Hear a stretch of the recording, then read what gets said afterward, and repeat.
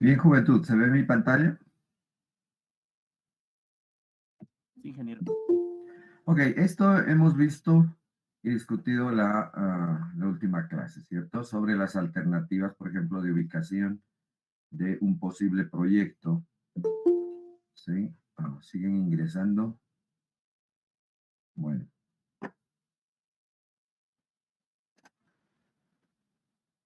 Ok.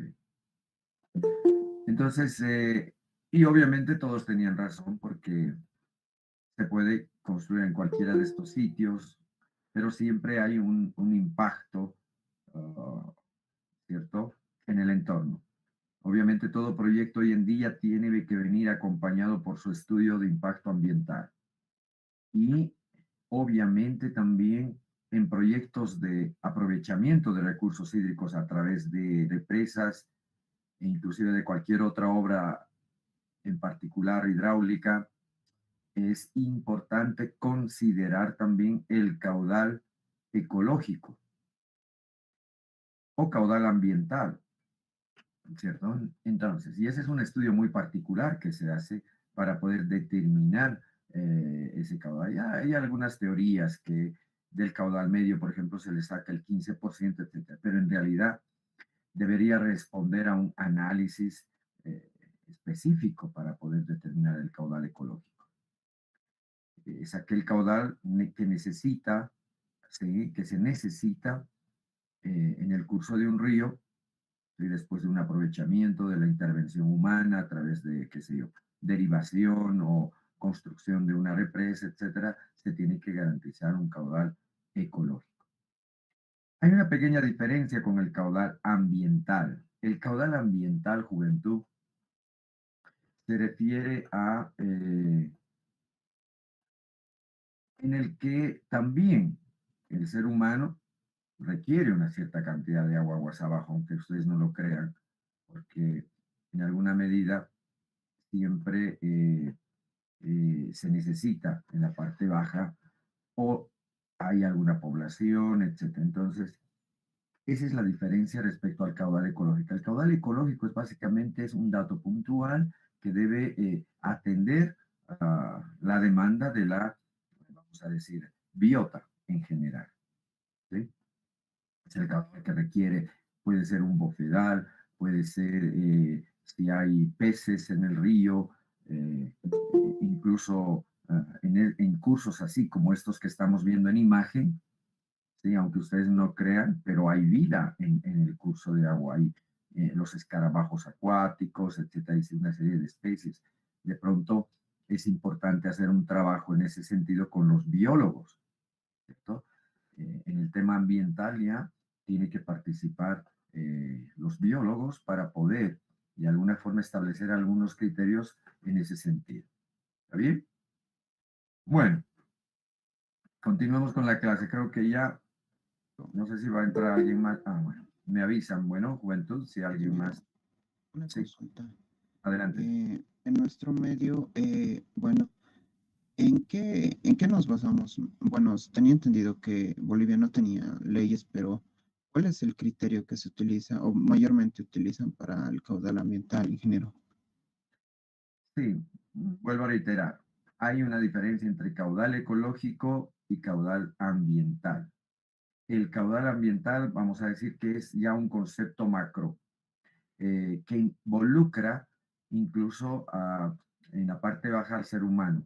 ¿Sí? En cambio, el caudal ecológico más va en el tema de la biota, de la biodiversidad, etcétera, de la vida acuática y de su entorno. ¿Sí? Esa es la pequeña diferencia. No existe en Bolivia una norma, pero hay algunas teorías, ¿no? Por ejemplo, del caudal medio mensual a sacar el 15%. eh, es un criterio. Hay una serie de criterios para poder establecer ese caudal ecológico. Pero, juventud, para determinar con precisión, ¿sí? un caudal ecológico. Es un estudio multidisciplinario, porque puede ser una cuenca, un curso de río de aguas dulces, ¿sí? Y si comparamos con una cuenca donde hay actividad minera, ¿cierto? Entonces hay diferencia, no se puede aplicar el mismo criterio para ambos casos. De pronto la cuenca que tiene actividad minera contamina más el recurso hídrico, ¿cierto? Y por lo tanto, ¿sí? Se debe prestar atención a esa situación, hacer un monitoreo de calidad de aguas para ver, en ese caso, por ejemplo, el caudal ecológico tendría que ser mayor para permitir que esos minerales, esos contaminantes que van a llegar al curso del agua puedan de alguna forma escurrir y durante el escurrimiento se pueda recuperar de alguna forma el curso de agua. Entonces, es muy importante este estudio del caudal ecológico, pero es una actividad multidisciplinaria. En realidad estaría liderizado incluso dependiendo de las características de la cuenca. Saben ustedes que no es lo mismo una cuenca que pertenezca, por ejemplo, a la cuenca endorreica, tiene otras características, o en la Amazonía tiene otras características, etc. Los ríos en la Amazonía hay mucha fauna piscícola, mucha, ¿no? Y por lo tanto es otro el criterio que impera en esas condiciones. No hay una norma en nuestro país, aunque la cuestión ambiental, sí hay criterios, ¿no? Pero no son, pues, se aplica un dato, un porcentaje del caudal existente y no es lo correcto, ¿cierto? No es lo correcto. Bien, juventud, creo que ya están todos en sala. Habíamos visto esta imagen y ya hemos discutido sobre la posibilidad, ¿sí?, de aprovechamiento adecuado, etcétera, y los 4 sitios son ideales y cada sitio tiene su particularidad. Entonces, ustedes van a realizar un proyecto de curso, ¿cierto? Y bueno, inicialmente, cuando se trata de identificar una presa, un sitio para presa, ¿cierto? Bueno, se utiliza inicialmente, ustedes conocen muy bien el Google Earth y se puede hacer algunos trabajos en el Google Earth preliminares que permitan obtener algunos datos en particular. Por ejemplo, si es que identificamos un sitio. Déjame activar esto.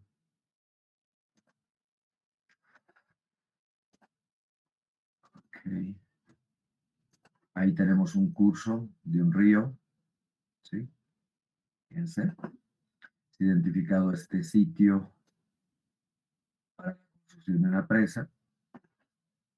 De manera preliminar, incluso se puede hacer algún trabajo. ¿Sí? Y tratar de establecer, por ejemplo, en función a la altura, etcétera, las características que pueda tener. Ustedes conocen estas herramientas que les permiten de alguna forma poder generar algo de topografía. Pero esto es lo importante. Cuando se diseña una presa, esta curva elevación-volumen es de suma importancia. Y esta curva proviene del trabajo topográfico que se hace. Porque acá, esta curva lo que está haciendo es representar, ¿cierto? Fíjense la forma que tiene inclusive. Representar la capacidad de almacenamiento en función a la elevación, ¿sí?, a las cotas. ¿Sí? Esto proviene del levantamiento topográfico. En realidad se puede utilizar imágenes satelitales para obtener eso, pero el trabajo más preciso siempre va a ser un levantamiento topográfico. Entonces, esta curva es de suma importancia, ¿sí?, porque, vuelvo a reiterar, representa la capacidad de almacenamiento de un sitio identificado. Entonces, teniendo esta curva, ¿sí?, y conociendo el objetivo para el cual se pretende construir la presa, estoy hablando acá en una fase, digamos, preliminar, digamos que es para riego, vamos a suponer que es para riego. Entonces, esta presa, la represa, va a generar un volumen o va a generar un embalse, primero. Genera un embalse. Ese embalse va a tener una cierta capacidad de almacenamiento, que es el volumen, ¿cierto? Ahora bien, ese volumen, ¿sí? Ese volumen debe satisfacer o debe cubrir la demanda del proyecto. Es un proyecto para riego, bueno, se tendrá que conocer el número de hectáreas que se tiene que regar, ¿sí? El número de hectáreas, los cultivos, qué tipo de cultivo, ¿no? No es lo mismo regar caña que regar papa, por ejemplo, ¿cierto? Hay una diferencia en la demanda de agua. Entonces, ¿quién hace ese trabajo? Si es para un proyecto de riego, juventud. ¿Quién determina esa demanda? Juventud. ¿Quién determina esa demanda? Si es para un proyecto de riego. Buenos días, ingeniero Elías Gómez. Adelante, Elías. Sí es ya con respecto a un ingeniero agrónomo, tal vez. Correcto, correcto. Los agrónomos, ¿sí? Entonces, los agrónomos van a determinar la cantidad de agua que se requiere. Además, a lo largo del año, ¿cierto? Porque en época de lluvias no se requiere agua para regar, porque ya la lluvia se encarga de aquello, ¿sí? Y por lo tanto, la presa tiene que almacenar esas lluvias para poder en la época seca atender la demanda. Y por lo tanto son los agrónomos en función al tipo de cultivo, que sea zanahoria, papa, haba, arveja, maíz, etcétera. Cada una tiene su superficie, cada planta tiene una demanda particular de agua, además tiene un tiempo de riego, etcétera, etcétera.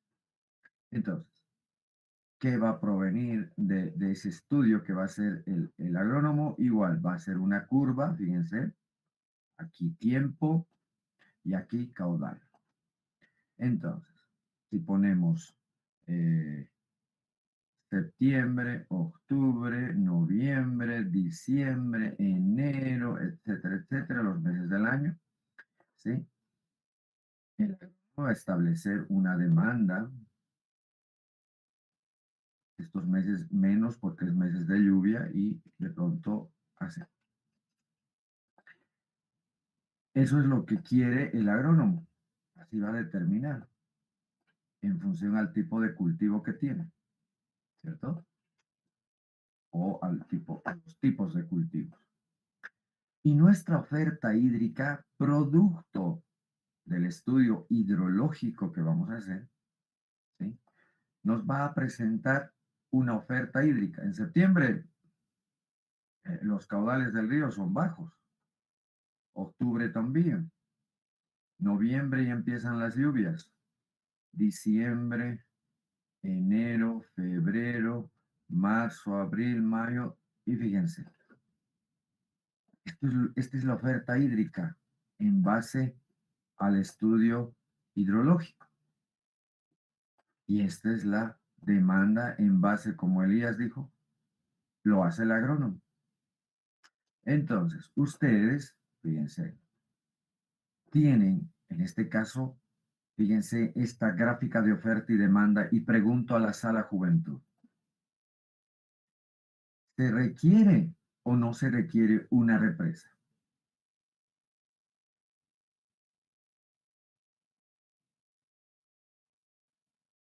Juventud. Se requiere, ingeniero, para administrar mejor. Correcto. Voy a hacer otra gráfica para que quizás se entienda mejor. Vamos a aprovechar esta parte aquí. Voy a poner que la oferta hídrica, a ver si, esa es la oferta hídrica, o le voy a poner, y la demanda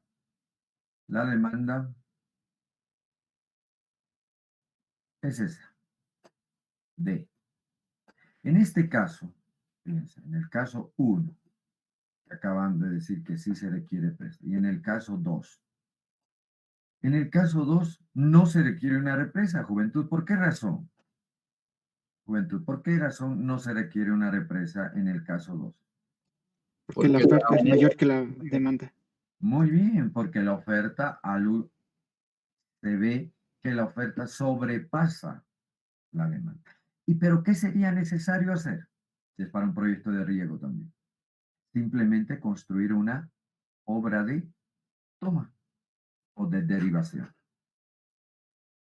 Solo eso, juventud. Acaban de confirmarme a las 11 tengo una reunión virtual, juventud. Voy a tener que dejarlos lastimosamente.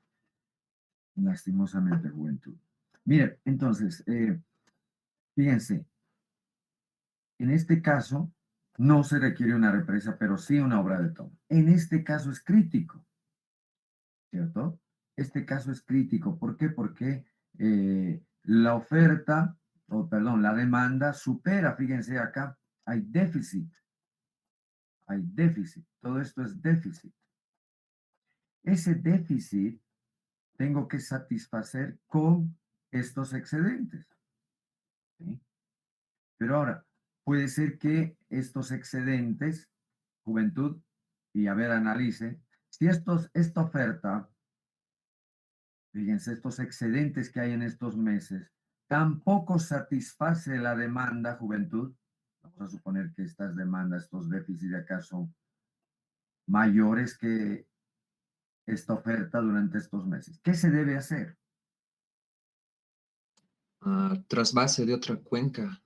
¿Cuál es tu nombre? Rubén, Rubén. Muy bien.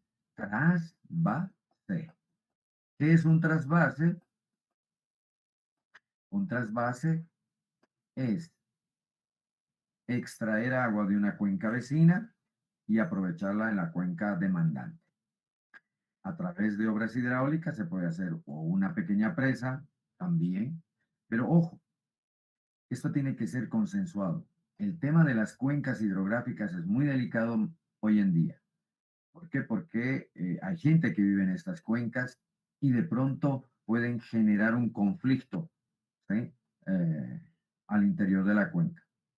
Y de hecho en Bolivia hay muchos ejemplos, juventud, en las que se ha generado conflictos sociales por ese tema, ¿sí?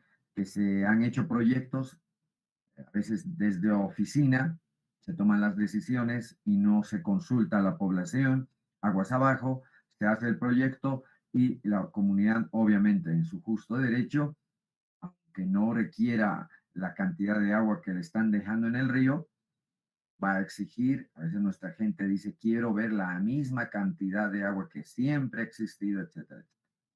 Más que todo hoy en día con el tema del cambio climático, que está afectando la disponibilidad de agua. Y lo han visto ustedes y lo han leído en el texto, ¿cierto? Entonces, los trasvases tienen que tener acuerdos suscritos, además un adecuado estudio hidrológico que no ponga en riesgo, ¿sí?, a la cuenca de la cual se va a realizar el trasvase, ¿cierto? Porque eso significa extraerle un caudal. Bien, entonces esta curva de elevación-volumen es sumamente importante. ¿Por qué? Porque en esta, a través de la determinación, por ejemplo, del volumen muerto, que es el volumen que se destina a la acumulación de sedimentos, que es un análisis sedimentológico, un estudio sedimentológico, y se determina un volumen muerto. Esto es en función a un análisis que se hace en la cuenca y se puede modelar inclusive, y se determina un volumen muerto que va en la parte baja y como su nombre lo indica es un volumen muerto. Por encima de este volumen muerto que se espera que se va a llenar de sedimentos, ¿sí?, está el volumen útil, que es el volumen que va a atender la demanda, ¿cierto? Pero está por encima del volumen muerto. Hay presas en nuestro país que no tienen volumen muerto, ¿sí? Casos en particular, pero hay presas que necesariamente por la cantidad de arrastre de materiales tiene que tener un volumen muerto. Por encima del volumen útil, fíjense que ya estamos comenzando a determinar la altura de la presa, fíjense. Aquí ya conociendo el volumen muerto ingresamos a nuestra curva elevación-volumen y de hecho por diferencia de cotas ya sabemos cuántos metros va a ser, le va a corresponder, cuántos metros va a ser H1 que le corresponde al volumen muerto. Luego el volumen útil por encima conociendo el volumen útil a partir del análisis de la información del agrónomo, etcétera, ¿sí? Se tiene ese volumen útil que debemos almacenar, ¿cierto? Por encima del volumen útil está el volumen de regulación de crecidas, y esto también es muy importante. ¿Por qué? Porque si esta es la cota del volumen útil, y viene una crecida, ingresa una crecida producto de una precipitación extrema, un evento, etcétera, etcétera, que le corresponde un periodo de retorno, va a ingresar un caudal Q, producto de la cuenca, ¿sí? Y un cierto volumen se va a laminar sobre el embalse, ¿sí? Sobre el volumen útil, y va a salir, y el excedente tiene que salir por la estructura llamada vertedero de excedencia, ¿cierto? Entonces ya tenemos H1, tenemos H2 que le corresponde al volumen útil, y ya tenemos H3 que le corresponde a la altura de regulación de crecidas, que sería la altura con la que se diseña el vertedero de excedencias, y H4 que es el bordo libre, que H4 tiene que ser mayor o igual a, en pequeñas presas, a 2 metros. Entonces fíjense, de esa forma ya hemos determinado, ¿sí?, la altura total que debería tener nuestra presa. Lo vamos a ver en detalle esta situación, pero es importante que ustedes sepan que fíjense que la obra de toma, la que va a atender y va a entregar el caudal en el tiempo necesario, en el momento necesario, etcétera, tiene que salir a través de qué estructura? De la boca toma, ¿cierto? Y por lo tanto, esta estructura tiene que ir por encima, fíjense, por encima del volumen muerto, porque este volumen se supone que es el muerto lleno de sedimentos, ¿sí? Y por ende la boca toma tiene que estar justo por encima de ese volumen muerto. Luego, la otra estructura importantísima, bueno, en este caso el bordo libre establece la altura H total de la presa, va a ser esta altura, ¿cierto? Esta es la altura total de la presa, la corona de la presa. Y, juventud, la cota del vertedero de excedencias necesariamente tiene que ir acá, fíjense. Porque no nos interesa almacenar más, esta es la cota máxima, el nivel máximo de operación, porque no queremos una gota más de agua, y por ende ahí ponemos la cresta del vertedero de excedencias. Si sube un poco el nivel, ¿sí?, ya funciona el vertedero de excedencias y evacúa esos volúmenes. No requerimos más agua. En algunas presas, y ustedes van a poder ver seguramente en La Paz, Incachaca, Jampaturi, por encargo de EPSAS, Juventud, incluso Milluni, les he mostrado la presa Milluni, han puesto compuertas. ¿Por qué razón han puesto compuertas aquí encima, Juventud? ¿Por qué creen que han puesto compuertas acá?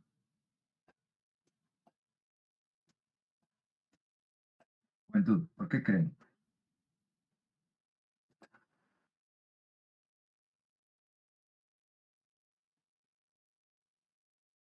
Jóvenes,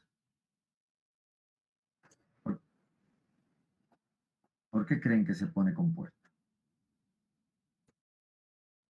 Tal vez por un tema de regulación. Claro, estamos regulando, pero fíjense, o sea, acabo de decir yo de que esta es la cota máxima para almacenar, y la cota del vertedero está ahí, justamente queremos sube el nivel, y automáticamente el vertedero comienza a evacuar esos caudales excedentes. Pero EPSAS en las presas de Incachaca, Jampaturi, Milluni inclusive, ha puesto compuertas acá. ¿Con qué objeto? Con el objeto simple, juventud, de almacenar un volumen más. Entonces, pero ojo, al incrementar esa altura, que no pasa mucho, es aproximadamente 1,20 m como máximo, 1 metro. De hecho, ya incrementa, ¿cómo se llama este esfuerzo?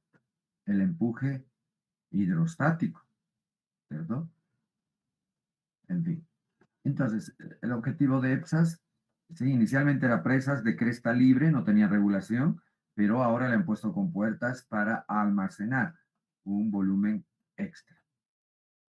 Se hace el estudio hidrológico, se ha verificado y de hecho, bueno, entonces, ¿eso qué significa? Que pudo esta presa haberse desde un inicio, pudo haber considerado ser más alta juventud.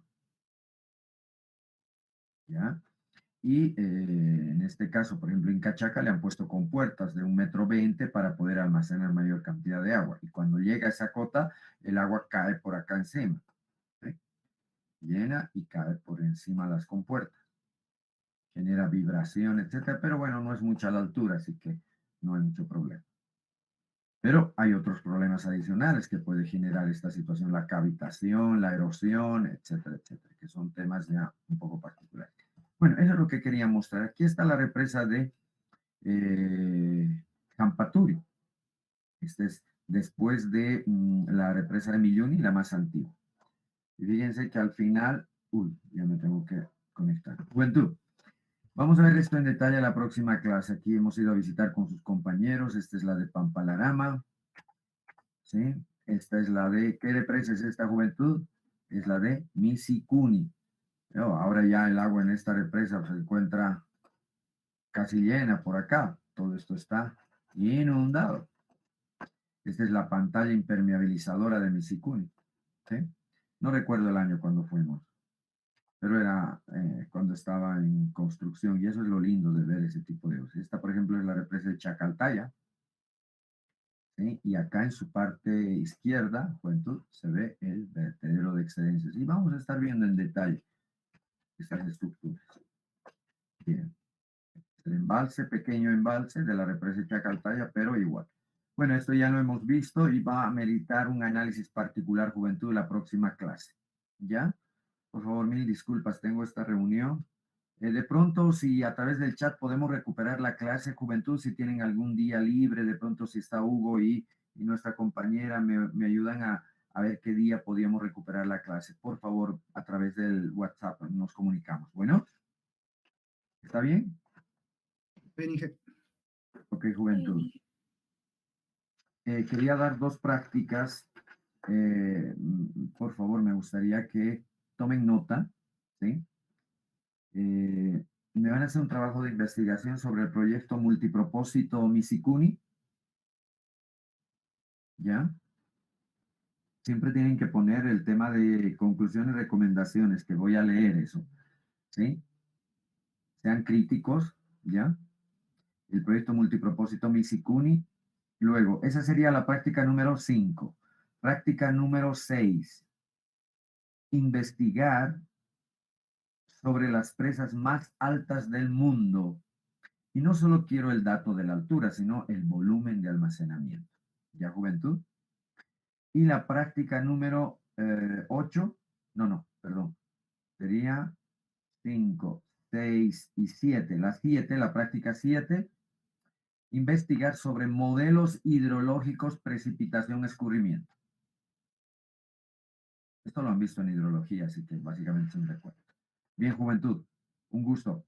Nos vemos la próxima clase. Por favor, tratemos de recuperar la clase. Avísenme en qué horario, cuando pueden. Bueno, yo estoy disponible. Muchas gracias. Cuídense. Chao, chao.